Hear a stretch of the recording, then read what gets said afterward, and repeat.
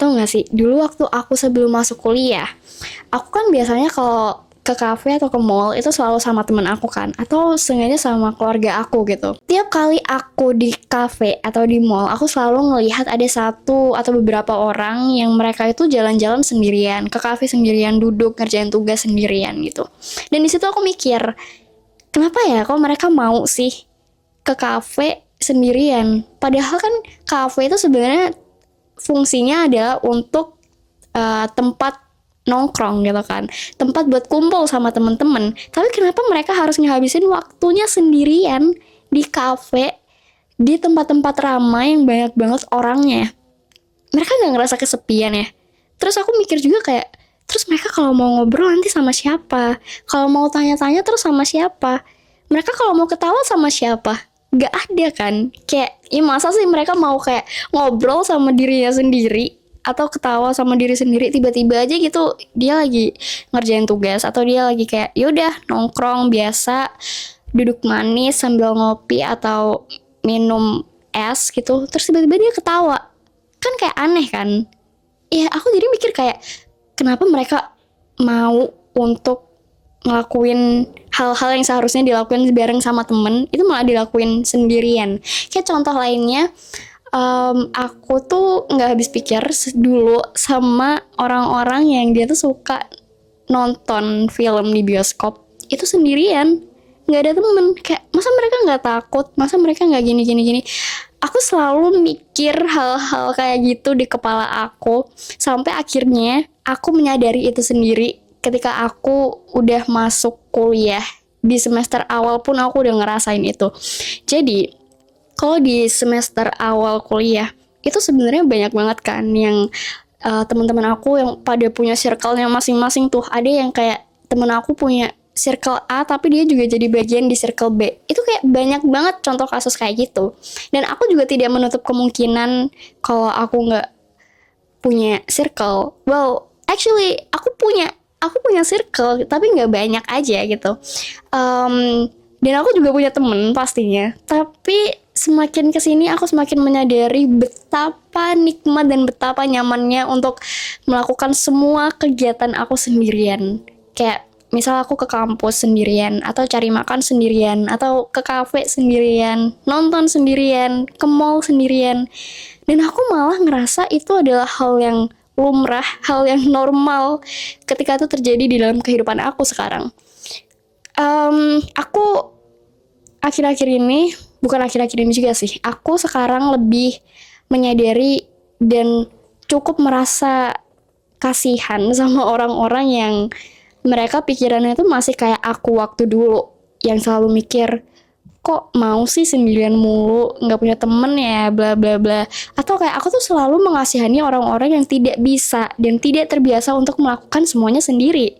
Jadi contohnya kayak hal sesimpel nonton film di bioskop, mereka harus ngajak temen atau pasangan. Kalau mereka nggak mau, ya berarti udah nggak jadi, planningnya gagal, ditunda di lain hari.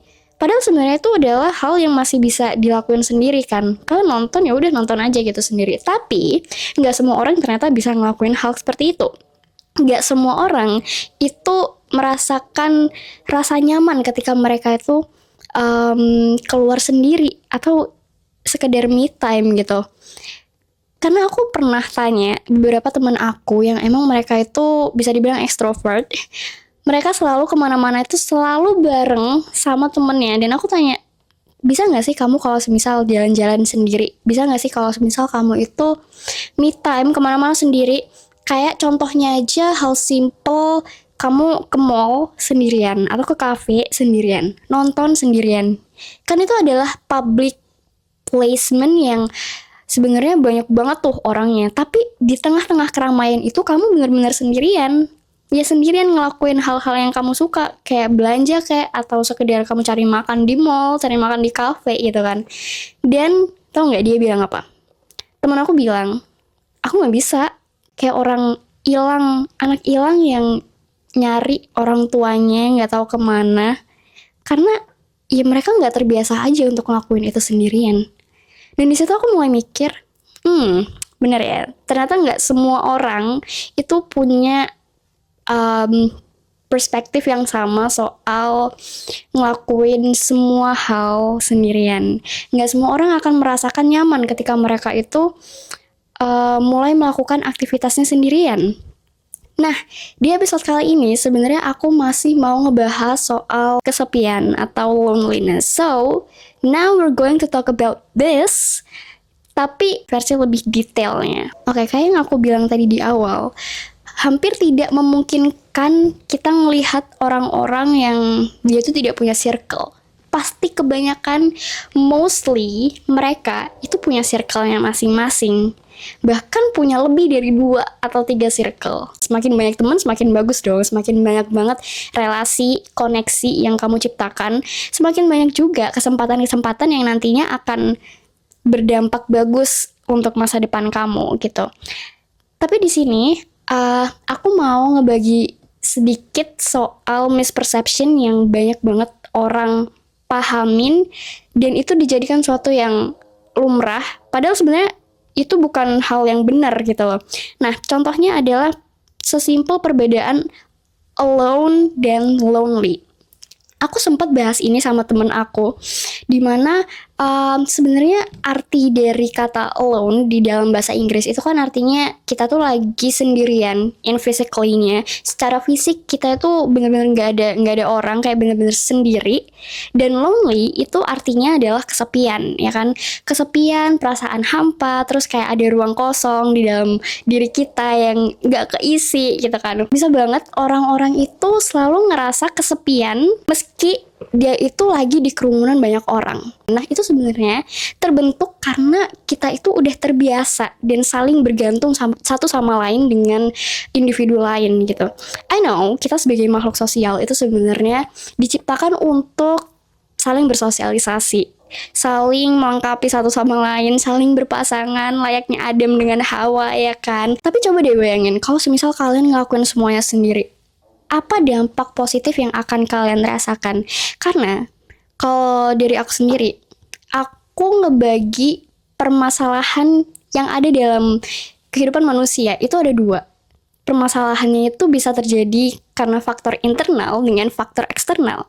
Kalau faktor eksternal kan artinya kayak misal kita konflik nih sama teman kita, atau kita kayak lagi berantem di rumah sama keluarga. Itu faktor eksternalnya dan itu mempengaruhi kita, mempengaruhi mental kita juga, ya kan. Terus di faktor internal ini ada permasalahan-permasalahan yang kita ciptakan sendiri. Contohnya kayak rasa overthinking kita. Nah, rasa overthinking itu terjadi ketika kita itu memikirkan hal-hal yang seharusnya tidak perlu kita pikirkan, atau kita memikirkan hal-hal yang itu sebenarnya tidak terjadi di saat ini, tidak terjadi di timeline yang sekarang. Kalau kita bicara soal dampak baik ketika kita itu melakukan semuanya sendiri, aku jadi ngerasa lebih bisa tenang. Kalian ngerasa gak sih kalau misal kalian itu jalan-jalan sama teman kalian, banyak banget hal-hal yang harus kalian rencanakan di dalam otak, planning mau kemana sama temen. Karena kalau misal kalian nggak nge-planning itu, pasti kayak bakal kacau tuh liburan kalian, weekend kalian, ya kan? Itu tuh yang susah, karena kita harus nge-planning, dan itu pun juga harus sesuai kemauan dia juga. Nggak mungkin harus nurutin kemauan kita yang aku mau kesini, aku mau kesana, tanpa memperhatikan opini dari teman kita. Sedangkan kalau kamu ngelakuin semuanya sendiri, bakal jauh lebih kerasa tenang. Oke, mungkin kamu perlu untuk nge-planning kamu mau kemana gitu kan, tapi kamu nggak perlu mikirin opini orang nggak sih? Kamu nggak perlu mikirin nanti temen aku maunya kemana ya, terus aku maunya kemana ya. Nah, kamu gak perlu mikir gitu. Kenapa? Karena ya kamu cuma ngelakuinnya sendirian. Kayak bener-bener dengan diri kamu sendiri. Kamu menghabiskan waktu dengan diri kamu sendiri. Ada rasa nyaman tersendiri yang aku rasain, dimana aku ngerasa aku jogging, lari kecil, mengitari kampus. Terus habis itu aku pasang headset, aku pasang musik yang paling aku suka. Mau itu musiknya jamet, mau itu musiknya yang rancak, mau musiknya yang mellow, who cares? Karena yang dengerin cuma aku. Jadi nggak semua orang-orang yang dia itu selalu terlihat sendirian itu terlihat menyedihkan.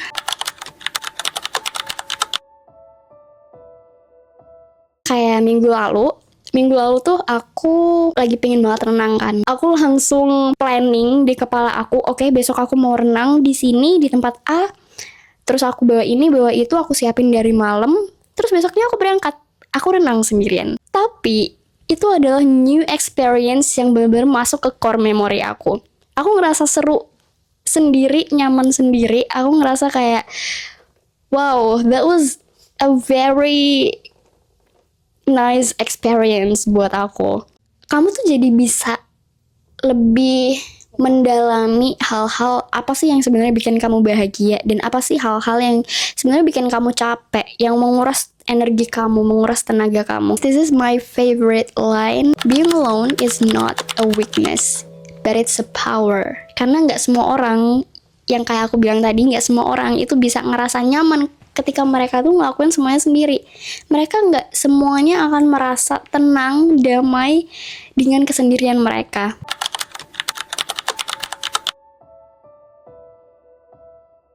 Validasi dari orang lain itu cenderung ngebuat outcome yang kita dapetin dari diri kita sendiri itu jadi tidak baik. Kebanyakan manusia itu pasti membutuhkan yang namanya validasi, dan aku pun juga sebagai manusia tidak terlepas dari yang namanya validasi. Kita itu selalu bergantung sama validasi orang lain. Kita tuh cenderung gampang buat ngerasa kesepian karena kita udah terbiasa dengan omongan-omongan yang mereka bilang. Jadi kita bisa dibilang menaruh semua standar kebahagiaan kita terhadap apa yang orang lain itu bilang tentang diri kita. Banyak banget orang akhirnya jadi lebih merasa terbiasa untuk melakukan semua kegiatannya ketika ya mereka dapat validasi.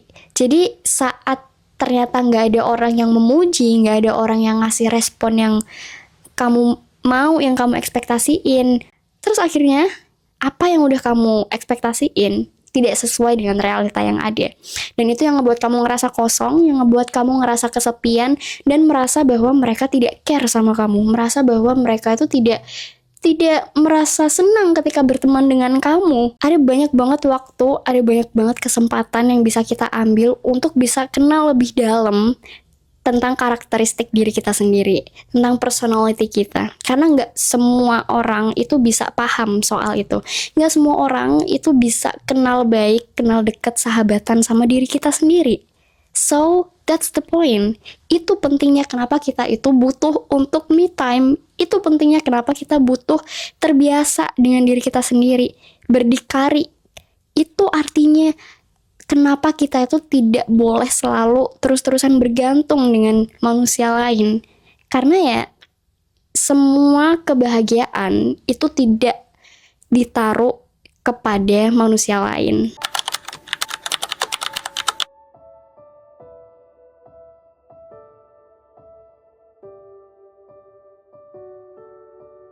Aku mau kasih satu hal yang selalu aku lakuin ketika aku lagi sendirian.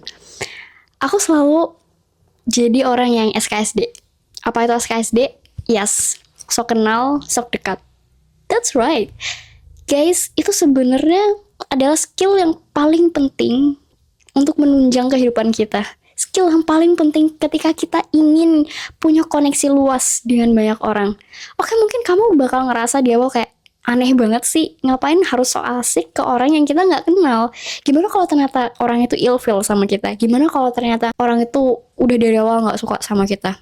Ya itu sebenarnya bukan menjadi suatu persoalan yang bisa kalian kontrol kan. Coba kalian itu mulai untuk nyapa orang atau kayak ngasih pertanyaan-pertanyaan basic. Jadi sebenarnya SKSD itu nggak ngebuat kita tuh jadi dibenci orang, tapi malah lebih dikenal. Oh, kamu ya yang selalu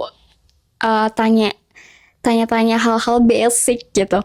Kayak contohnya di awal-awal aku ospek atau MPLS kampus, aku tuh sebenarnya bukan tipe orang yang SKSD ya, bukan tipe orang yang selalu sok akrab sama orang baru dikenal. Jadi aku sebelum masuk ospek kampus, aku bilang ke diri aku sendiri, Sel, kamu harus jadi orang yang sok asik ke orang baru. Kamu harus jadi orang yang sok akrab ke orang yang baru kamu kenal. Karena dengan begitu kamu bisa menciptakan koneksi luas. Ya syukur-syukur kalau semisal ternyata itu jadi temen deket kamu, syukur-syukur kalau itu bisa jadi temen curhat kamu. We never know, makanya kita butuh skill SKSD ini. Sekedar kita tuh make new friends dengan kita just say hello, atau mempertanyakan hal-hal basic kayak kamu asalnya dari mana, kamu suka apa, hobi kamu apa. Dengan begitu akan ada banyak banget topik yang akhirnya bisa ngalir. Kedua, do your hobby. I know, it seems simple, it sounds simple, tapi nggak semua orang bisa ngelakuin itu. Sebenarnya yang aku maksud di sini adalah ngelakuin hobi itu sendirian. Jadi ya jangan bergantung sama teman. Misal kamu suka ngelukis, ya do it by yourself. Lakuin sendirian, nggak usah ngajak temen atau apa. Karena dengan begitu kamu tuh jadi lebih punya banyak waktu luang untuk ngasih space ke diri kamu dari orang-orang, dari obrolan-obrolan mereka, dari apa ya, mungkin ocehan-ocehan, yeping-yepingnya mereka. That's simple, tapi banyak banget orang yang nggak bisa ngelakuin itu sendirian. Sesimpel mereka ngelakuin hobi yang mereka suka pun, mereka bakal tetap kayak nyari temen buat ngelakuin itu. Jadi aku berharap di sini kalian bisa lebih mengenal diri kalian sendiri dan melakukan semua hobi, semua aktivitas yang kamu suka, semua aktivitas yang kamu rasa kamu pandai di situ, kamu berpotensi di situ, lakuin semuanya sendiri. Gak perlu nunggu temen, gak perlu nunggu pasangan, just do it right now, do it di saat waktu itu juga, and yeah, see the result nanti. Lihat endingnya, lihat bagaimana nanti dampaknya ke kalian, karena itu pasti akan sangat-sangat berguna ketika kalian lagi dealing with your loneliness. Ketiga, dan yang paling penting adalah create new activity. Yes, ini juga salah satu bagian yang sangat-sangat terpenting. Ini juga beda dari ketika kalian itu ngelakuin hobi. Kalau hobi kan kalian ya udah apa yang kalian suka kan, dan kalian udah tahu kalau itu jadi hobi kalian. Tapi di sini bedanya adalah kalian mencari aktivitas-aktivitas yang belum pernah kalian lakuin sebelumnya dan kalian mau coba itu sendirian. Ya lagi-lagi kita garis bawahin sendirian. Yang penting adalah kalian itu enjoy ketika kalian melakukan hal tersebut, ketika kalian melakukan aktivitas tersebut, kalian itu enjoy. Banyak aktivitas pun juga nggak apa-apa, dan dari situ kalian bisa memilih mana aktivitas yang kalian suka ketika kalian lagi sendirian, mana aktivitas yang menurut kalian itu kayaknya enggak deh kalau dilakuin sendirian. Karena aku yakin pasti tiap orang, tiap pribadi, tiap individu itu punya kelebihan dan kelemahannya masing-masing. Kita punya perspektif yang berbeda tentang sudut pandang kita, cara pandang kita terhadap aktivitas yang kita suka seperti apa, yang tidak kita suka seperti apa. Okay, so that's all pembahasan singkat kita di hari ini soal ternyata sendiri itu belum tentu kita merasa kesepian. Dan gimana caranya supaya kita bisa dealing with our loneliness, itu cuma kita yang bisa melakukannya, cuma kita yang bisa menentukan. Dan gimana cara supaya kita bisa ngubah mindset kita dari yang awalnya kita ngerasa kayak gak enak atau gak merasa nyaman ketika kita keluar sendirian, jalan-jalan sendirian, hingga akhirnya kita merasa ada kedamaian yang bisa kita dapatkan ketika kita melakukan itu dengan diri kita sendiri. Ada satu quotes yang aku suka dari Seneca, Stoic philosopher. Dia bilang, "The primary indication to my thinking of a well-ordered mind is a man's ability to remain in one place in his own company." Yang artinya adalah indikasi paling pertama untuk menciptakan pemikiran yang sehat adalah kemampuan seseorang yang bisa bertahan di satu tempat dengan dirinya sendiri, tanpa mereka merasa kesepian, tanpa mereka harus membutuhkan teman lain atau pasangan. Thank you so much guys for listening to this podcast. Kita bakal ketemu di episode selanjutnya. Bye-bye!